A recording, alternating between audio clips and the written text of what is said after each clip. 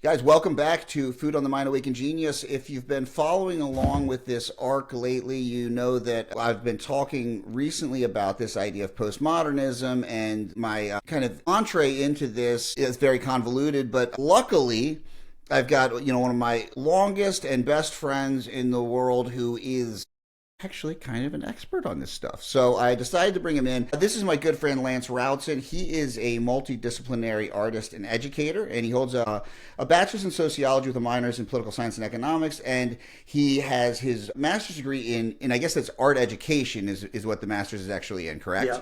Yes, sir. So, Lance and I met at a cafe that was across from my apartment in Baltimore, my house in Baltimore, called Planet on the Corner. We became fast friends. Lance was working in the corporate world. I was a professional bum and a musician, and was writing a screenplay at the time, and just kind of doing a lot of stuff. And Lance was an artist, but he had a corporate gig. So it was just hilarious. Now throughout our friendship, it flip-flopped. I got into working for the man. I mean, for myself, but in the spirit of Byung-Chul Han, I am the man. I am my own oppressor, so it makes perfect sense. And Lance pivoted really into art full time, and then pursuing this master's degree after. And this pursuit into his master's degree led into this deep dive into philosophy. And one of my favorite things about the arc of our relationship over the past 5-ish years has been that while our lives seemed to really deviate as I went into this fitness wellness culture and Lance was diving deeper into art, everything kind of came full circle in our entrees into philosophy and art, and just getting older and examining these things from those angles. So Lance, give a little bit more background kind of your story is like mine in that it's so convoluted and all over the place that an actual history would take 2 hours on its own. But give us a little bit of background of kind of how you ended up where you are. Yeah, actually, on that, I keep notebooks and I don't sketch in them. This is relevant because I tried to write my history like a short resume, and it's nothing but short. And it's very convoluted. And in a very postmodern spirit, I had about 7,000 different identities. But the one that stuck, the one that kept everything rolling, was the art. And so I would say that artists always say, "Oh, I've always been an artist. I've been an artist since I was born.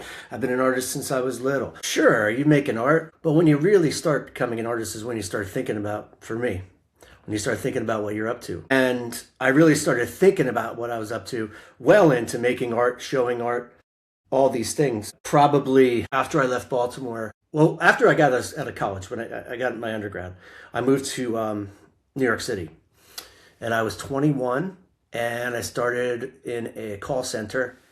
And it was with a corporate job on Wall Street. I was buying and selling stocks that basically was ripping people off. And I had to wear slacks and a button down because that was the dress attire, and a tie, except for Fridays. And I was broke, and so I went out to the thrift store and I got bell bottoms and big fat ties, butterfly collars. The only thing I had were some really sexy Kenneth Cole boots, and that was it. I didn't eat lunch for 2 weeks for those boots, but they couldn't do anything about it because I was in uniform, so to speak. Once I lost that job, I left New York shortly after, and then I moved to Baltimore, and long and short of it, I met Jeb, and at that point I was making art. In hindsight, I was a baby. I did a little dabbling with acting in New York, a little bit of music stuff here and there. Once I got to Baltimore, through some other things, I started getting into DJing and bartending.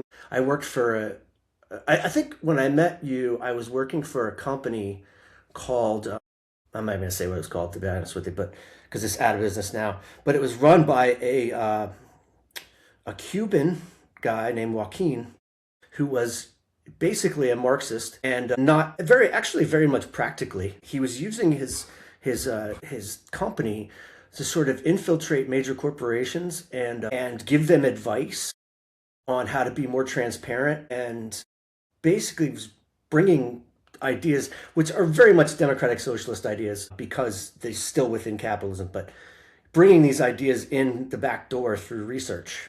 and I was a research assistant. So that actually tipped me further than being a sociology major in college. It was like the extension of it. It was like my first like real life experience with like what grad school would be like if I went down that path, you know. And once that ended, I started bartending, and at this whole time I'm making art, and at this whole time I'm hanging with Jeb, and you know he's just freeloading at the bar, and what I didn't realize was that was part of being a bartender is that you get to drink for free everywhere else. Yeah. So it's not really freeloading so much as like barter on someone else's dime, you know. But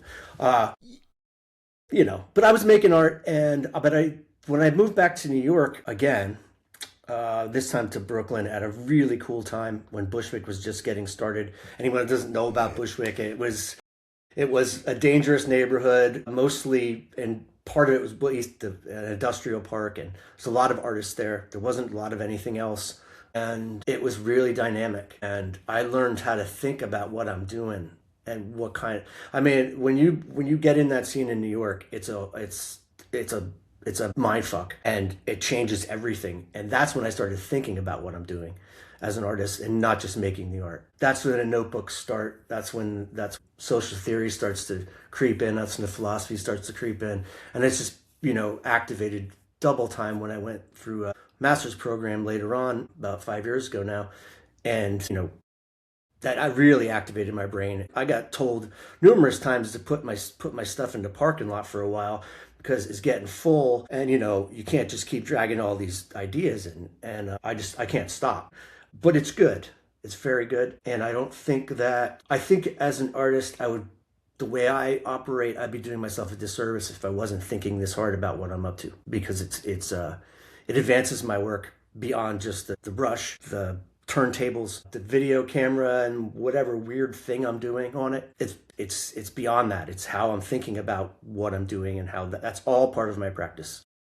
Yeah. Well, and I think for me, is this, in kind of the philosophical sense, is as human beings, we try so hard to separate the material and the divine, however you define that. And I think what it does is it starts to make us realize that these are all one and the same. And in trying to express art, because one of the things about art in all of its facets that I am so drawn to is that it's viewed as this kind of hoity-toity, and granted, for the most part, there is an accessibility to the arts that is granted by having financial means. So it is looked at as kind of this thing that's for the other. But at its core, it is such a blue-collar process. It is all about your hands, your brain, of putting all of these things in together, and that's the beauty of it. And I think it's often misconstrued in its conception, because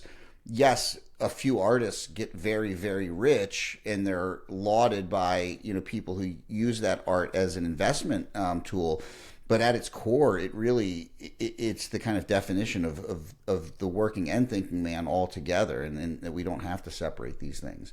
And again, I think your work, because it does encapsulate so many different mediums, it really shows that, right? Like, and again, and if we talk about the influence that people have in our lives, like I've switched offices, so my stuff's not together. But if anyone's viewing from behind, so this right here is a poster of a band poster that Lance made up for one of his openings when we played with a couple friends bands at an opening in Brooklyn. And then next to that is a record Lance gave me when I was in his wedding, and I played a song at his wedding, and he, as our kind of wedding gifts, he gave an album. So this is a Sex Pistols live album, which is framed up there next to the frame. And that concert poster, Sarah just got that frame for me like 6 months ago. It's been in the bottom drawer of my clothes drawers for, when was that? That had to be, I can look. Too long. I don't think there's even a date on that. But it was, 2009. Oh, that makes sense. Yeah, so, that's a long time ago. It doesn't No seem kidding. that long ago, but man, it is. So, all right, so let's kind of dive in here. So, to kind of catch everyone up on the last two episodes, if go back and listen to those because those definitely inform everything we're going to be talking about. But basically, what I was coming to is this idea that postmodernism is kind of often poo-pooed in modern culture as being this like kind of nihilist adjacent of like, oh, it's almost like it is the outcome of what people dislike about what they call woke culture or whatever it is. And in reality, what I view it as is it's the natural order of things. What it's more of an observation rather than a calling. And for me, I didn't even realize the effect that kind of postmodern thought had on me until I looked back on it more recently and recognized that some of the biggest influences on my life and the way I think were kind of not necessarily like postmodernist pieces, but were pieces of art that came out of postmodern thinking. And the two big examples I put was for my senior in high school when I read Slaughterhouse-Five and its kind of examination of time, which I never realized that it had this huge impact on how I viewed time and life in general, but also Pulp Fiction, which was the big movie that came out when I was, I guess, probably a senior in high school, and not realizing that its complete kind of juxtaposition of time and how he shot that very strange at the time because you didn't see a non-linear film that did well, and it really kind of had these kind of basic postmodernist ideas baked into them. And then how I see that in fitness culture and wellness culture of how people just want a definitive answer, and we don't have a combined truth or a cogent truth that we all live by anymore. And so postmodernism, whether you like it or not, is inherent in how we see the world. And the people that argue the most against it are the ones that are potentially living the most postmodern lifestyle there could be. So I kind of wanted to get your thoughts on, because the way you approach postmodernism is through this idea of pedagogy and art. So actually first, I think for everyone that's listening, a very helpful thing would be to kind of define our terms. So talk to us about, pedagogy of education and art and how you kind of would do a simple definition of those things so for people so that they can understand the conversation we're about to have. Well, first, I wanted to acknowledge that one of the key aspects of postmodernism across the board is this intersectionality, and you see it especially in university settings. You really see it because there's a lot of crossover. There's a lot of, especially in liberal arts schools, crossover between, say, philosophy and sociology. Those are easy, but even biology and philosophy, or all these things. And the fact that we're sitting here talking about postmodernism and in an intersectional way between art and wellness, I don't know. This might be the first one. I don't know. I haven't dug that deep to find out, but I know that there is a correspondence between art and wellness in a therapy sense. Art therapy is a big deal, so I guess there is that. But I don't think that's what we're getting at here. I think it's a little bit more. It's a little more intense than that, to be honest with you. Anyway, as far as pedagogy goes in postmodernism, like I can give you an exact example of like art education now, as it's taught in the graduate level, is a social science purely. There is art making if you want it, but it's not completely necessary, which is fascinating to me. There's a lot more writing than there is art making, and in my experience, I did both because it's what I like to do. But the thing about it is, for the art, from the art perspective, is because they're trying to get their students to look for self-reflection, identity, difference, all the sort of hallmarks of postmodern society. And I didn't push back on it, but I did find it a little bit unnerving that we weren't talking about any kind of mediums. It was just about, it felt like it was just about identity and difference. So I came at it from the perspective of I'm gonna make art that can teach. That's where I want to be. I'm not interested in classroom education. I want to be able to load my art with pedagogy, right? So I I came up with this idea called the pedagogical harmonic. To not get too into the weeds with it, I mean, in music, a harmonic is a tone within the frequency of a note available to the ear, but not recognized as the note itself. So a harmonic is a sound that hides in plain hearing, so to speak. And the pedagogical harmonic is the pedagogical moment, the potential for a pedagogical moment, embedded in artworks through the process of the artist. And that doesn't impose itself right away, but when the artist or the experiencer of whatever that experience is, it just suddenly makes itself available to your ears, to your eyes, depending on medium, which for me means there is certainly identity involved, but it's not purposeful. It's coming from this, what I've only discovered recently is more of a mystical place. Like within the process when you're making the work, there's something being done that you're learning from. So that harmonic part, that pedagogical harmonic, it's playing for the artist too. And so it's a two-way street. Interestingly, when the work is finished, it's loaded with this learning that the artist does on its own. And then it's available. It's not pushed. I always say it's the intention that can't be mentioned, because as soon as you tell somebody that you're teaching them, they turn off. And that was probably the hardest thing to write about, because I'm giving away the game, and it's the hardest thing to talk about too. I feel like I shouldn't even be saying anything. But that's pretty much it. And I wrote a big long paper about it. But what I really have done with it is recognized that my process and my art practice are going to have to change. And it did. And I started sort of using it as a system to make my work. And, the first work that came out of this, although it also came out of the COVID experience, was really successful and very much pushed me what I thought away from these postmodern ideas of irony and more into an honest, hopefully honest, and presently sincere, way of working, rather than throwing irony out just for a subversive element in your work, or and that's what postmodern art had been for so long. And I wanted a way out, and with the way the society is dealing with each other, I found it necessary, since art leads the way in a lot of the ways, and people don't recognize it. But you have to, as an artist, you have to be thinking about it, that someone might see something and it can affect them to the point where their life moves forward. And I know that sounds pretentious, but like I always say, it's not pretentious if you ain't pretending, man. So, and I ain't pretending.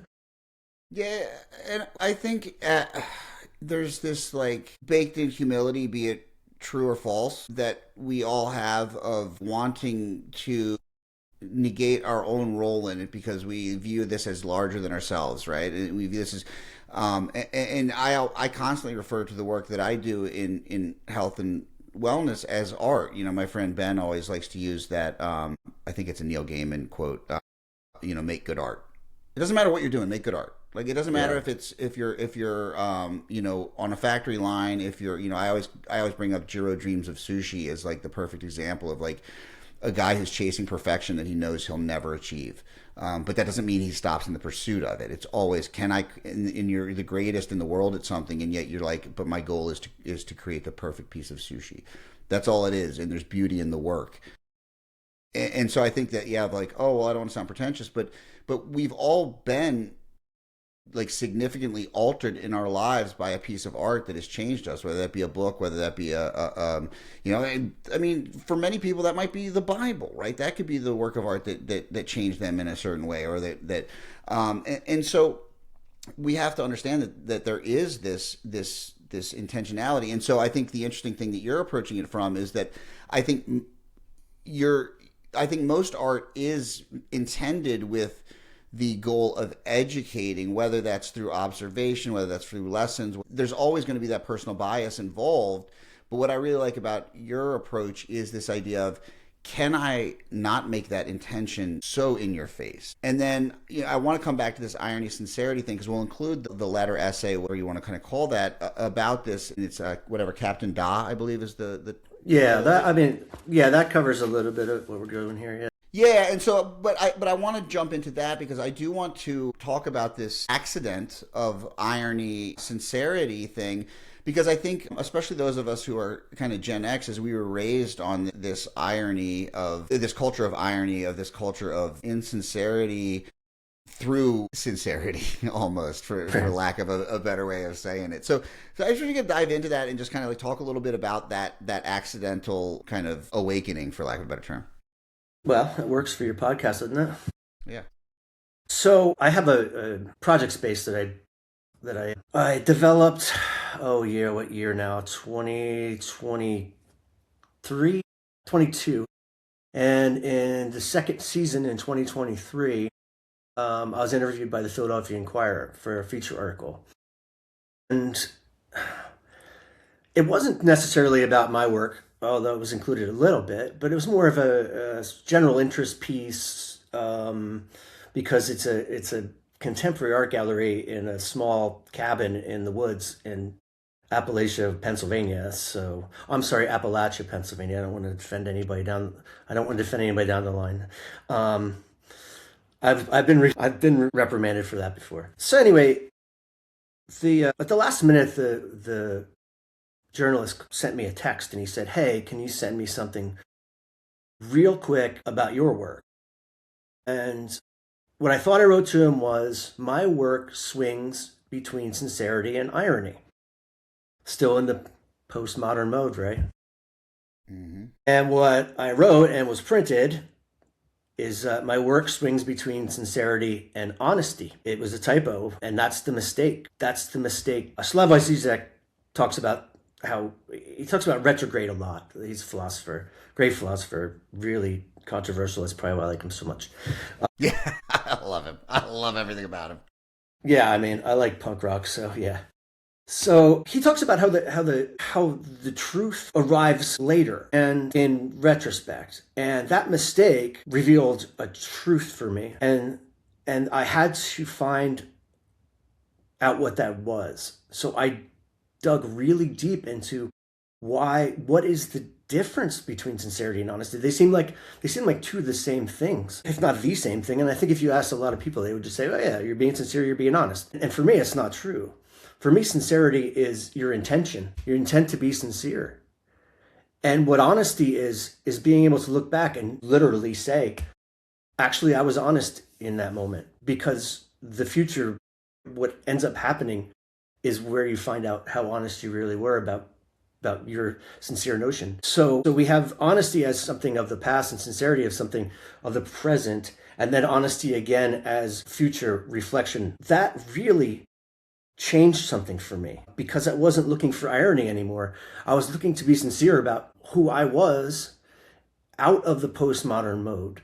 Not all the things I have been, all the things I need to be, but what it is that makes me, and what it is that makes me an artist, and where my art can slip in that, what I call in the sincerity honesty gap, in that place in between, on that sweet spot that allows me to be sincere, still ambiguous. In other words, enough that pedagogical potential is still sort of hiding out, and then in hindsight be able to say, I'm happy with this work because my sincerity came to honesty, instead of trying to mask some kind of, trying to put on an ironic mask, Mm-hmm.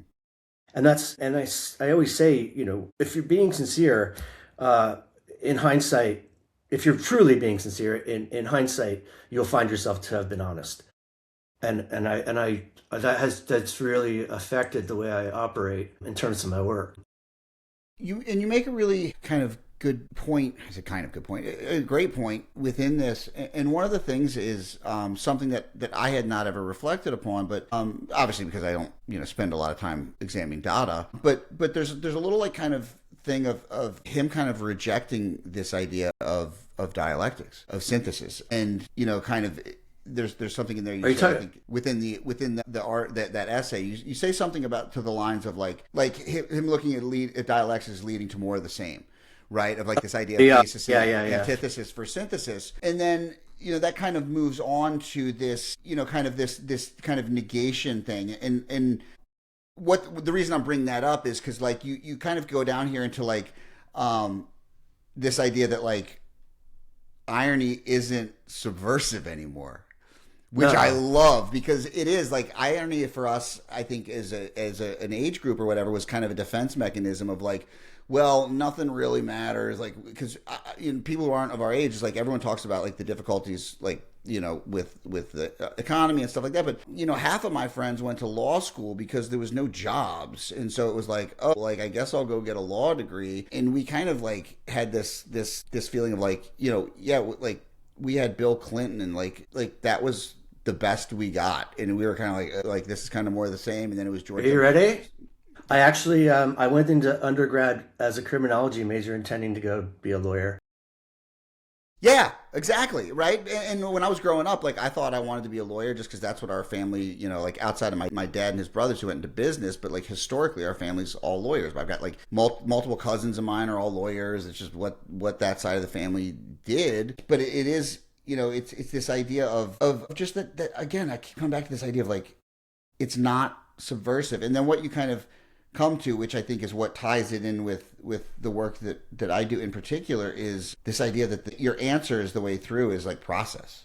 It's not abandoning postmodern form, but like working and like having self-critique, intentional material choice, resisting irony. And so like that's like kind of negation of desire. It's I don't know.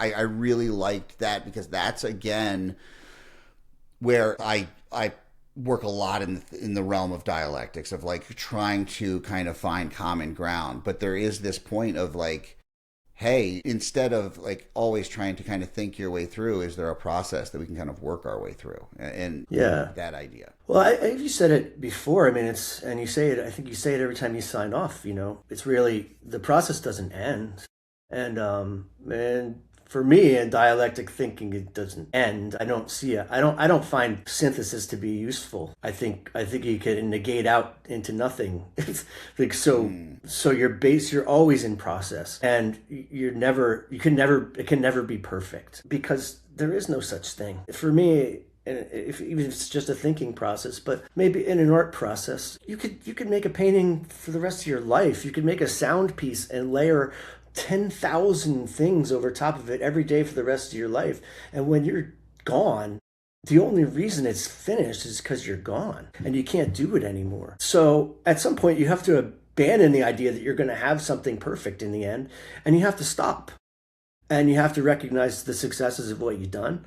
And then again, for me, was it a sincere attempt? And I could see that intersecting with coaching, being coached. Really, that you can't just continue to think that there is a telos or an end. I mean, there are goals, I think, but there's not a finish until you're dead. Yeah. I mean, really. Yeah. And so that's when you first kind of told me about this like pedagogical harmonic idea. I think that's what like kind of I was like, oh, because in my experience, I didn't have the vernacular to it. Like when I mentee coaches, that's one of the things I tell them is like, I'm not giving you anything new. Like you guys have like so much information. You have this intuitive understanding. It's like what I do for you is really help you to have a vernacular and a way to explain what it is you already know, and so you can put that into practice. And what I really like about that is because my coaching philosophy is, that we naturally are going to have this inner rebellious streak. Like none of us really want authority. We're all searching for autonomy. And in the coaching practice, when you tell someone what to do, it's bound to fail. You have to allow people to kind of come to their own recognition of what they do. And then, the biggest problems I have in the coaching sphere is when people kind of, declare this is the ultimate truth. Like we have to have meaning in all of these things versus kind of to allowing the learning to emerge. And yes, do I have education baked in, but I think my own process can be more effective by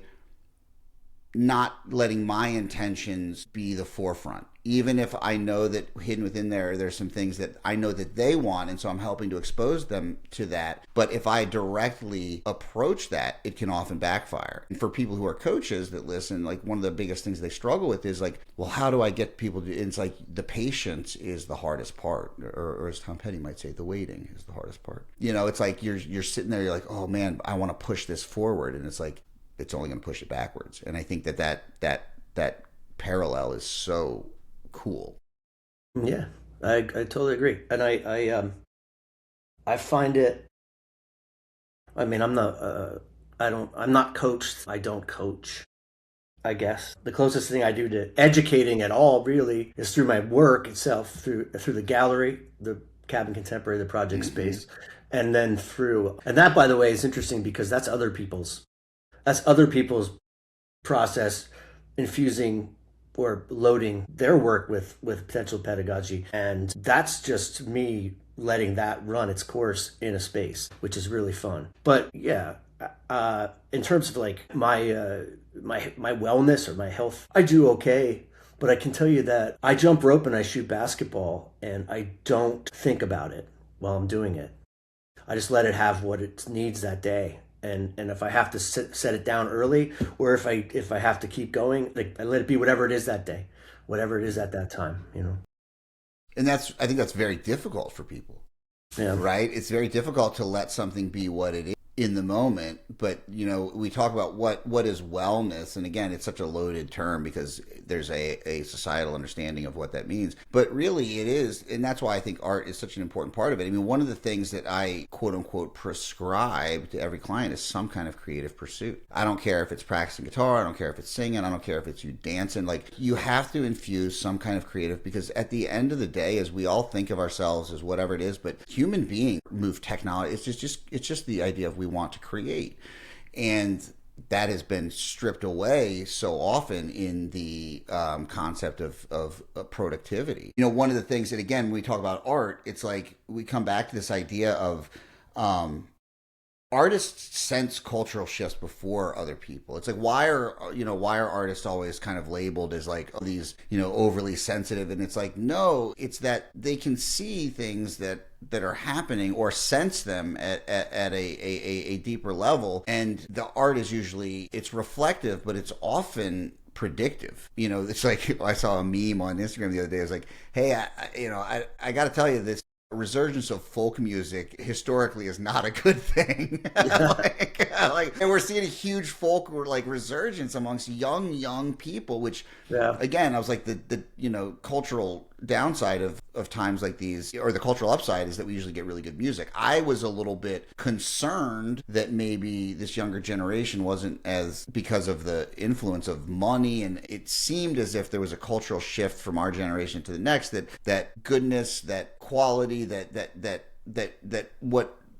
stipulated being something good was its financial acumen. And that's such a antithesis of what I think of as good art. That usually isn't the thing that dictates it. Now, exposure, all those things are good, but I think this idea of it is as diagnostic, I really like. It's like, hey, pay attention, because this is generally the people. And so again, we come back to this postmodernism idea. It is seen before it is felt. And the irony, or for lack of a better term, the irony being that people are just now recognizing postmodernism that has been around forever in art, but now they're just saying it's, some kind of scourge on our education or whatever that's being taught. And it's like, it's not, again, I think the issue, coming back to your prior, entire concept of well, yeah, because it's being viewed as being stuffed down people's throats, as this is how you have to live your life. There's no one truth. And so it really destabilizes people who are looking for a singular truth. But the reality is that there's not one quote unquote combined truth for people anymore. And that's the reality. I don't know that it's a good thing. I think the world is a much easier place to navigate when there's a very simple, even the information age of explaining to people that yes, as a whole, it's hard, a lot of hard arguments to be made, but has Western democracy / capitalism lifted a lot of people out of poverty? Yes. Has it done a lot of terrible things? That dialectic there alone is people don't want to accept that. And it was much easier when it was hey, we're fighting the communists. We're the good guys. They're the bad guys. Really easy. And there wasn't enough information out there for people to see it any other way. Yeah, nuance was gone. It was all like dualistic thinking, and Yes.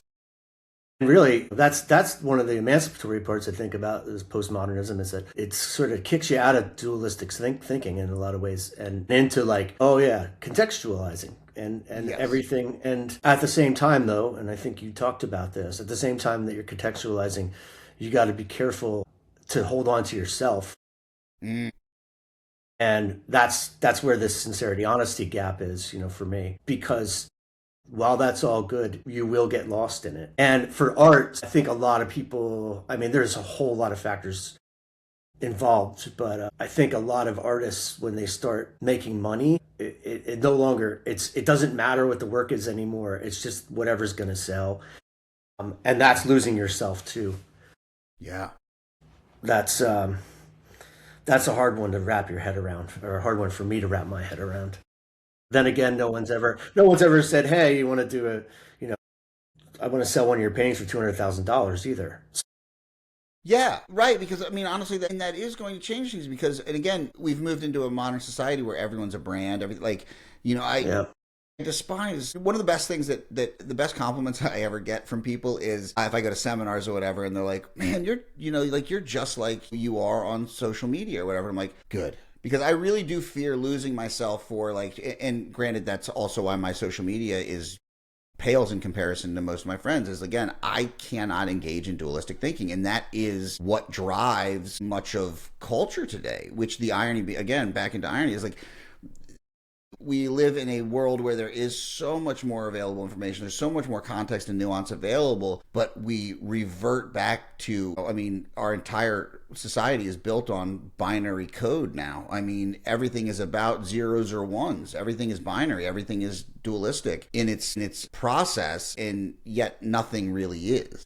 And that's a very hard existence. But I really do like this idea of self, is because you can dive into like some pretty serious nihilism if you go down the postmodern rabbit hole and lose yourself in the process, because then it just becomes like, well, if nothing's real, then nothing's mattering. But it's more like nothing is real and everything's real all at once. Yeah.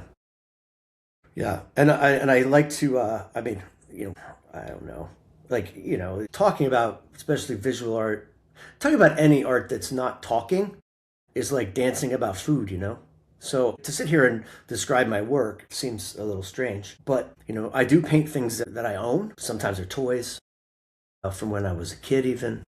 Yeah. Sometimes I think I put it in the Captain Dot essay. I think I put it. It's like, imagine a Gen X yard sale, painted on found fabrics, and that's basically what it kind of is.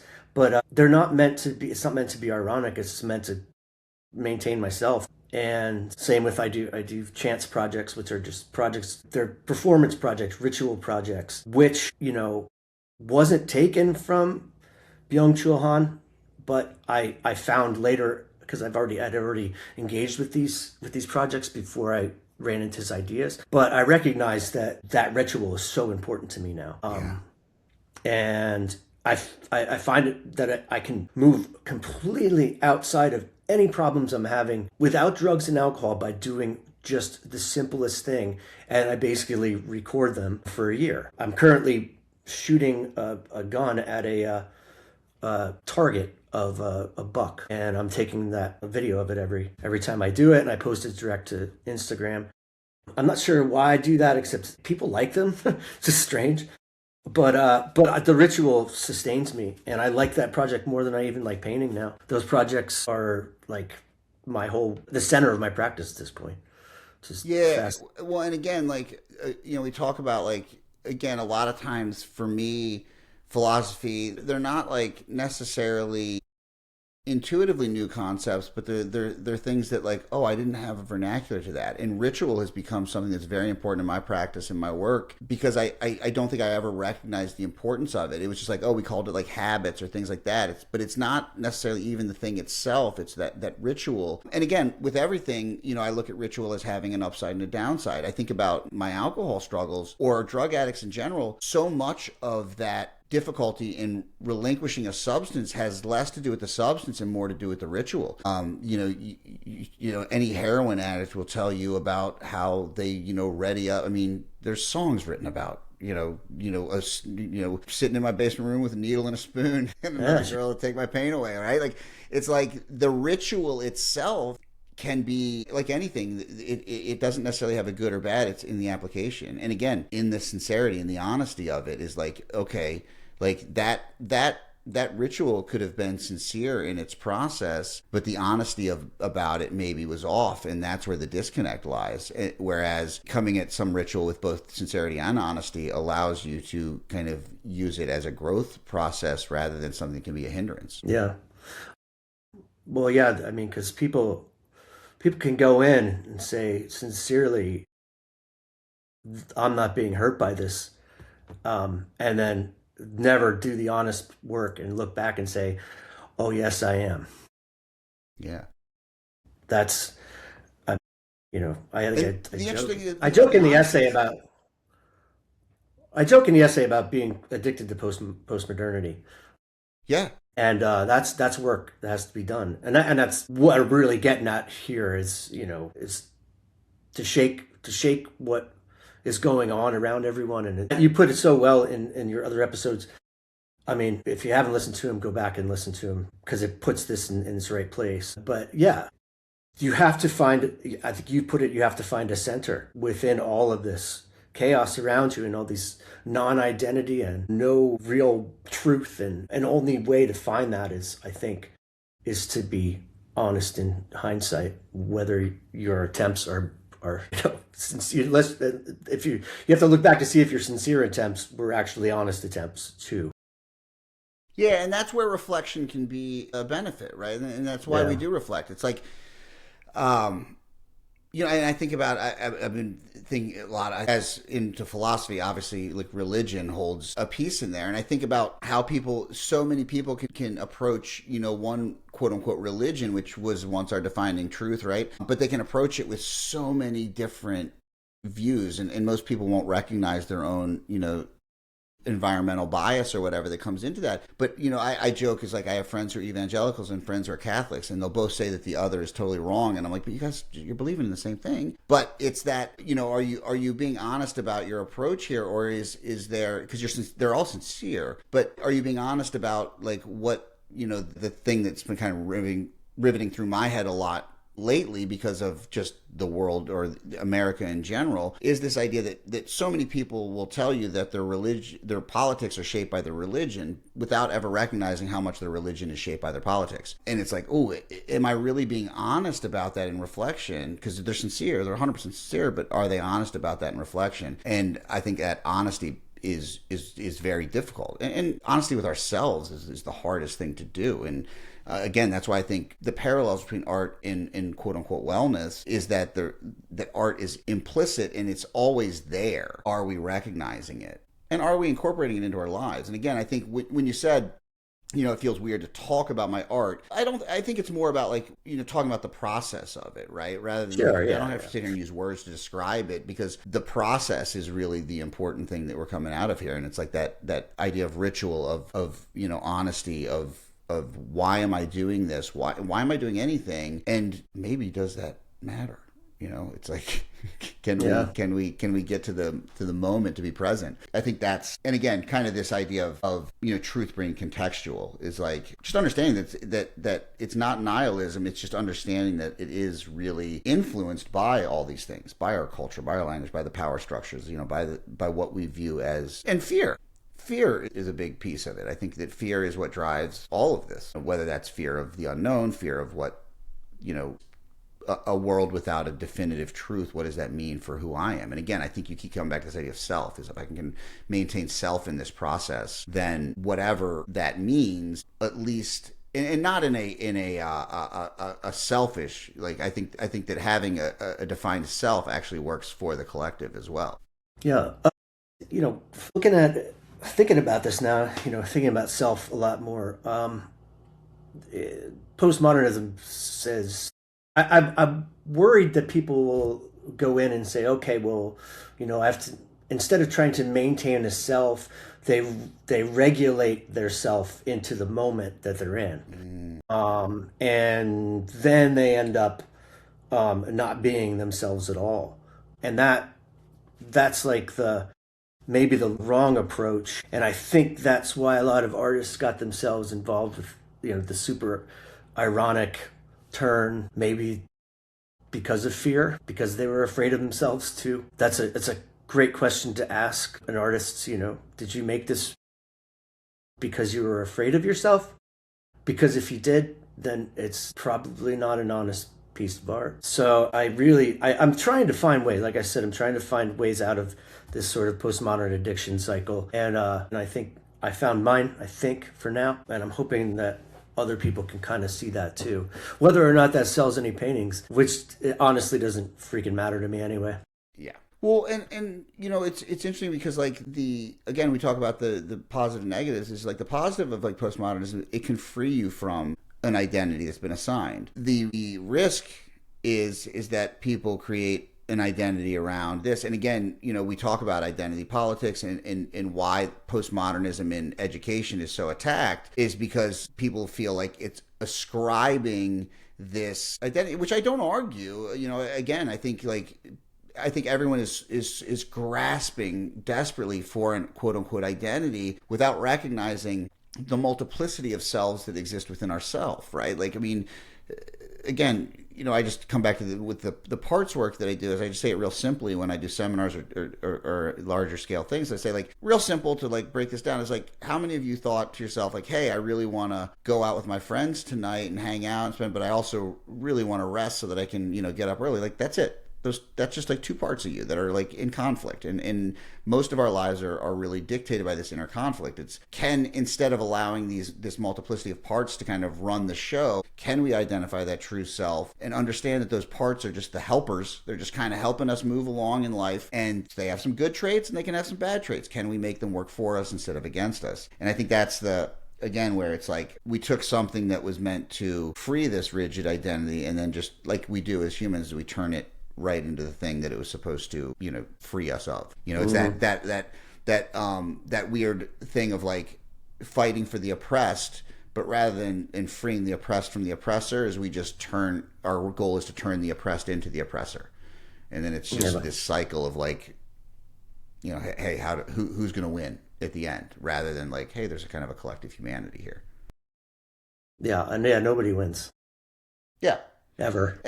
And again, so kind of to, how do we, I really like this idea of freeing yourself from the addiction to postmodernism, because again, I think it can be the thinking man's trap of, well, if I just sit here and exist inside my head and do all this, then I'm doing something, but that's not doing anything. It's how do we live the reality of it? And I think, again, to your point, is process is the way out. Creation can be the way out. Finding yourself through that process is the way out of that trap. Yeah, absolutely. And I'm like I said, I think that may actually be where we're intersecting here, and your so-called wellness and my so-called art. I think I might actually start saying art in quotes, like you said, wellness in quotes, because yeah, I know my definition of art is super Hegelian, I guess. It's a dialectic. It's kind of you can't know what art is until you know what art isn't, and once you know what art isn't, then you got to find out what art is. It never ends. And so to say art without the quotes seems kind of weird, because it's all right, well, that means I know what it is, but if I don't know what it isn't, how do I know? I mean, you want to talk about some things that my wife would just look at me and then walk away and slam the door behind her. That's pretty much it. Yeah, our poor wives. they have to hear this stuff all the time. Well, and it's again, why have I become? I think philosophy was always a thing that I kind of was okay, it was there in the background, but it's become such a more important part of my own education and the work I do, because I think. And while I say coaching wellness, it's really just a backdoor. It's just about, I think, finding oneself and helping people to find themselves. I don't coach in this thing of people trying to lose weight and get jacked. Yes, most people come to me because they have a weight loss goal or whatever, but it's really not about that. It's really about this. Like, I like to think of like, what is a philosopher? It's like, maybe we're not professional philosophers, but are we engaging in the art of philosophy, you know, of the understanding of what it is to be human. And I think that through art, you know, because again, like, I this is my practice, so I infuse art into it, but at the end of the day, is the thing that really is the most important thing to me in my day is writing music and playing music and writing, you know, I shouldn't say playing because I don't do that. And again, we talk about this, you know, where am I in process? Well, like, part of my conflict right now is that I'm not out doing the thing that is the most important thing to me. I'm doing it in my house and I'm writing and I'm doing all these things, but I'm not out actually doing it. And we talk about the mask of irony. What is it really? It's a protection from actually being vulnerable. Because if I'm just being ironic, you know, people ask me, it's like the hardest part about being a songwriter, which is the same thing that I feel when I'm putting out like a new program or something. It's like the fear that, like, this is who I am. This is my innermost, like, and if this is rejected, people are rejecting me. And that is, I think, what being an artist is like. Are you willing to do that? Even though the rejection isn't really of you, but are you still willing to put something out there, even if it means that you might feel like people reject you as yourself? And like, that to me is the hardest part about being an artist, quote unquote. Well, first of all, I think that philosophy is just something that sort of helps educate about the other things we do, whether it's ourselves or other people. Because I really don't know if it's an art in its own, because it needs other things to talk about. You know, it really does have to have other things to talk about. That's why you see so much philosophy and crossing into social theory, philosophy. I mean, it's always crossing boundaries. You know, the guys and girls who are doing it on a really deep level, the people who like were going on and on backwards and forwards like I was before. That's some confusing shit. Yeah. And it's good to get into and really dig it up. But really the good work, I think, is just sort of looking at yourself and being able to understand how to explain to someone how they can look at themselves by accessing art to do that, accessing exercise to do that, accessing their diet, accessing whatever it is they need to access to get to that place. And that for me is a lot of what philosophy is. And in terms of being afraid, it takes me sometimes a good hour to make one mark because I'm scared to death, because I refuse to start over, because that's part of the process. You know, I mean, I always talk about the mistake reveals man, whatever. Well, yeah, and that's part of the process, and part of the process is being scared to death that it's going to reveal something you don't like, and then you're going to have to work on that too. Yeah, I guess that's the interesting, like, because like writing songs is like that's it's like it's just I just stroke of a pen, I just cross it out and rewrite it. Or if I'm playing it for a month and I can be like, yeah, I don't like that line, but I can't think of anything, and then something comes up, and then it's like, oh, okay, there we go. It's just like, you know, I just play the same thing over. I still remember Sarah. You know, she's a huge music fan, and probably the worst thing that ever happened to her for her love of music was, which weird because she went to art school. Like, she should have like known this. Like, living with a musician and having his band practice downstairs, and she's like, oh my God, you guys have been playing the same thing for like 3 hours. I'm like, yeah, we got to get it right. And anyone who's played in a band with me knows that, like, I'm not very enjoyable because I am very much a taskmaster. Like, I'm like, this has to be right. This has to be right. Like, we have to practice. Yeah. But it's like, oh yeah, I was like, this doesn't come out of the ether. Like, this is like, it. Yes, it is. At the end, it seems like there are parts and parcels of writing songs or whatever where it's like, this is divinely inspired. I didn't have anything to do with this. It just kind of popped out. But the mechanism of creating the actual finished artwork is a slog, and it is work, and it is just like practicing it, like running it over and over again. Whereas you're right, with art, with a piece of art, like, yes, the mistakes reveal, but it's, if you're going to do something, that is there. It's permanent. It makes me wonder, too, like, so many great artists, like, have what appears to be kind of the same thing over and over and over again, where they're just like, you know, I wonder if that's just like the process of like, hey, I'm going to do this cycle of, you know, whatever this thing looks like. Sarah, she loves Matisse and she loves his line drawings. And I didn't understand it until she was like, look at this. This is one like continuous line. And it's very simple and it's very minimalist, but yet it creates a picture that your brain can understand. And I was like, shit.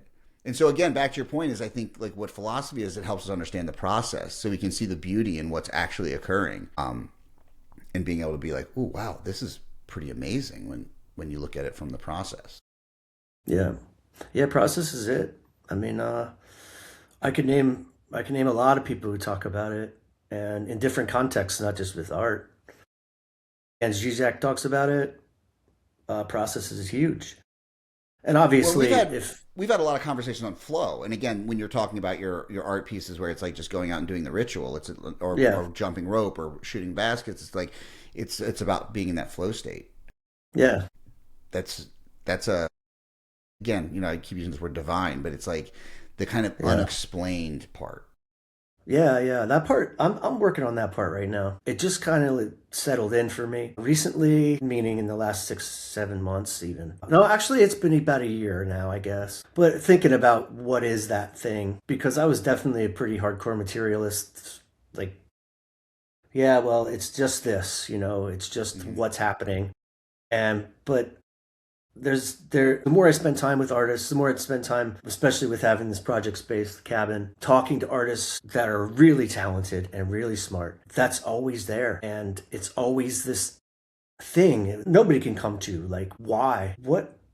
Why the hell did I do this? And where did it come from? I mean, obviously, we're talking about some biological functions, I guess. I'm no neuroscientist. The explanation is not there for me. I mean, it's its own pedagogical problem. It's like it's like a mystical pedagogy. It's that it's not intended by anything that I can tell. I mean, I guess some people call it God, but it's wild to have to ponder it. And I don't have enough going on right now. Like, I'm really in the midst of figuring it out myself. So like to speak on it's kind of tough right now. But I think it's best seen if you go to a live show. Yeah. And you see a front man or a front person who just you're captivated completely, and the music behind them is even more captivating. And I think that's where you can pick up on some of that pedagogical harmonic moments, literally even with harmonies, but that what you're seeing is got something else in it, and it's really hard to touch. You can't. Yeah. But I think that's the nature of quote unquote the divine is you can't touch it, and it's transient and it doesn't last. And the interesting thing about flow is that it's predicated on having skills and developing a competency, but it doesn't mean being technically perfect or anything like that. There has to be some base level of skill though. And I always, obviously people who played sports will talk about it in that context, but within music and not even being at a show, there's been times in rehearsal that you get into this flow state, and it's like this moment when you have multiple musicians in a room and everyone is just connected and you don't know what's going on, but you're like, and you're like, let's it last as long as it lasts. I don't know. I don't care. But it's a feeling, and it is like, what the fuck is going on? This is insane. And it doesn't matter if there's an audience or not. It's just like, this is like everyone's just in this groove, like everything is happening and it's just happening right. It might not be technically right or from a proficiency standpoint or the right note, but then the wrong note is right in the and then you're just like, whoa. And it's like you said, you can't touch it, you can't explain it. It is a mystical experience, and Michael Jordan would be in that state. And so it's not a physical, not intellectual, it's just everything. Yeah, and anybody can do it no matter what you're doing. Yeah, really. And it's funny, you can feel it in odd situations too. Like I can remember walking through the subway one day. I had headphones on, and I honestly don't remember what I was listening to, but man, I just felt something, and I didn't know what it was, and everything was right. Everything was right. And when I got to a friend's, I said to her, now she's an attorney and a Wiccan priestess. She's actually helped me out a few times with some copyright, or actually some lost art situation. And I joked that my lawyer's a witch. You probably don't want to mess with me too much. But I ran into her and I say, Kitty, man, she's like, you were feeling it. I'm like, yes, I was feeling it. And that's all it is. There's no other way to describe it. Dude, that's whole. So that just like sparks. So when we went to Muscle Shoals to see Shoals Fest, I think it was like maybe MJ Lenderman or I forget who was on. So, someone was playing, and I was just jamming, and it was like outside, and I'm just like totally into it. And this woman came up, and like I think she wanted to like put her stuff down and like in front of us, and I'm like I don't really care where it's public space, but she like came up and was like kind of like came into my face. I was like, God, she's like, I'm like, sorry, you just scared the shit. I was like, I was in it. Like, I was in the jam. Like, these guys were going. Yeah. But it was like, you're so truly in the moment that someone coming into your peripheries that, I mean, there's hundreds of people around. I'm at a concert. But it like interrupting that thing, like, it scared the shit out of me. And it was like, oh, wow. Even just listening to this, the music was like, you can get into that state. And it's like, that's presence. And that's like, that's there. So yeah, kind of to like bring it full circle here as we kind of close out. I think really like, the conversation is that I think really postmodernism is a way to explain things, but not to like, I really like how you brought it into like not letting that become your identity versus a sense of self. And so the important thing is like recognize it, see it, let it exist, but don't let it slide into nihilism. Again, I think for me, the reason I wanted to bring the art piece into this is because like art is the way that I identify self. Whether that's my identity or not doesn't really matter. It's how do I connect with that self. And so someone's art can be whatever we want it to be. Again, art in quotes is like, I don't care if your art is bodybuilding. Like, I love pumping iron. And Arnold talks about, he's like, people are looking at it as this like pursuit. He's like, no, he's like, I feel like a sculptor. It's like, I can build my shoulders. I need a little more clay here. I need to change that. So I do these. And that makes, it's like adding as a sculptor, like there's an art there. And I think when we view the mundane in that lens, it makes everything more, I don't know, lively in life. Yeah, there's an artist named Joseph Beuys, probably one of the early and important conceptual artists, but he often said, or he did say, that everyone's an artist. And I think that is true in the sense that we're talking about here. Mm-hmm. His implication was more about a social type sculpture that we were all working on together, which is a very interesting concept and a whole nother podcast. But that everyone is an artist can be true, I believe, and doesn't matter if you're just trying. Look, go ahead and be a weight loss artist. Just remember that it's all in the process, Yeah, I love it. And with that, there will be links to the essay and links to Lance's website. Check out Cabin Contemporary. I know we just kind of touched on it, but Lance has done something very cool, very outside the box in opening this little gallery in Appalachia that is, and we didn't even kind of talk about, ideas of using gallery space as its own pedagogy, which I think is fascinating. But it's a very cool project. I really think that again, I'm super proud of you because like leaving New York for the beauty and wilderness that surrounds you is like, it's a double-edged sword. It's like, man, I mean, because again, I was up there, a few months ago, and it is beautiful place. I have a weird nostalgic feel because the area feels very lost in time in a lot of ways. It still has this like soul of an America that is frankly kind of gone. I mean, this like place that are manufacturing and you can feel that loss there. And so my my weird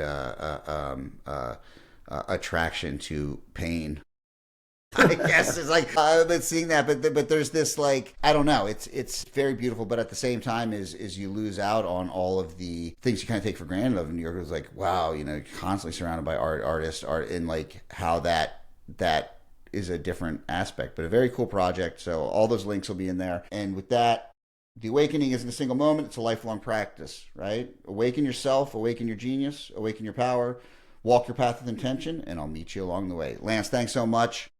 Thanks, Guys, Jeb. appreciate you listening. Have a good day. Stop the recording.